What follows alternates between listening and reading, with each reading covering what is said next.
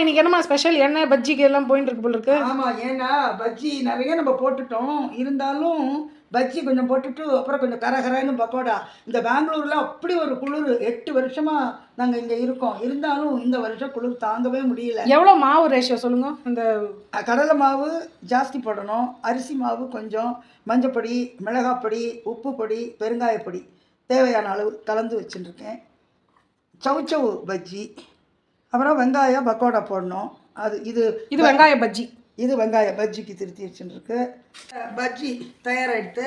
இந்த பஜ்ஜியை எடுத்ததுக்கப்புறம் இந்த பஜ்ஜி மாவில் இன்னும் கொஞ்சம் அரிசி மாவு, கடலை மாவு, தேவையான அளவு உப்பு, காரமெல்லாம் போட்டு ஒரு சின்ன சின்னதாக போண்டா வெங்காயம் போட்டு பண்ண போகிறோம். அதான் இந்த பஜ்ஜி மாவை கரைச்சது போக பாக்கி அதில் கடலை மாவு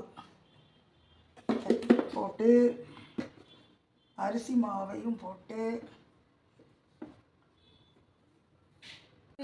பிசைஞ்சுக்கணும். எல்லாம் அப்படி சின்ன சின்ன உருண்டைகளாக எடுத்து அந்த எண்ணெயில் போடணும். இது அந்த குணுக்கு ஸ்டைலில் போடுற பக்கோடா. இதே இன்னும் கொஞ்சம் இதுவாக போட்டு தூள் தூளாக பண்ணலாம். அது தூள் பக்கோடாவாக ஆகும்.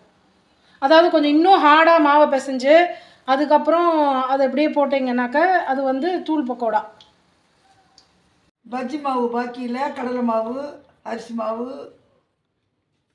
மிளகாப்பொடி, அதுக்கு மேலே காரப்பொடி, உப்பு பொடி, நறுக்கி வச்ச வெங்காயம் எல்லாத்தையும் போட்டு கருவேப்பிலை எல்லாத்தையும் போட்டு பிசைஞ்சு கொஞ்சம் தூள் வெங்காயம், கொஞ்சம் நீளமான வெங்காயம் அதை போட்டு உருட்டி கருவேப்பிலை எல்லாம் போட்டு உருட்டி போட போகிறோம்.